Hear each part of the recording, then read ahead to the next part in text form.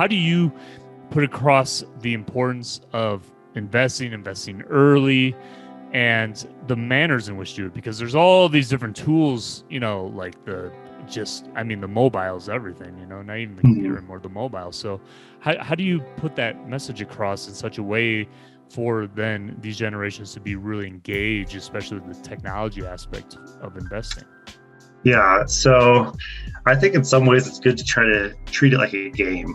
So I actually have, as a money nerd, I have probably a dozen different apps that I either use, some of them more frequent, some of them less frequent, but I use them for budgeting, for calculating, hey, I'm investing this amount each month, how much is that going to grow to in the future?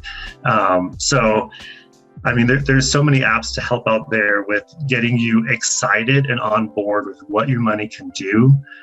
Because, if you just have a pen and paper, it's hard to see, okay, that's a cool number. But if you can see, if I invest $500 a month for 40 years, I can have a couple $1 million, in 30 or 40 years from now.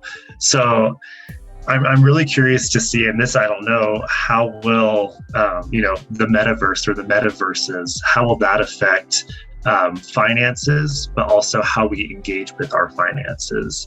Because in that case, or it's people in general.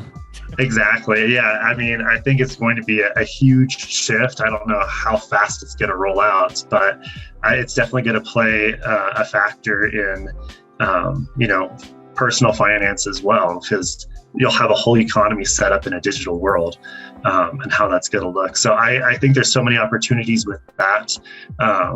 It's kind of like some of my most favorite video games to play are ones that basically seem like real life, but when I'm playing it, it sometimes feels more fun. So I'm hoping, that the digital world can kind of help perhaps Generation Alpha or Gen Z with that too, of, hey, this encourages you to save for the future and see what your money can really do when you take charge of it and tell it where to go and what to do.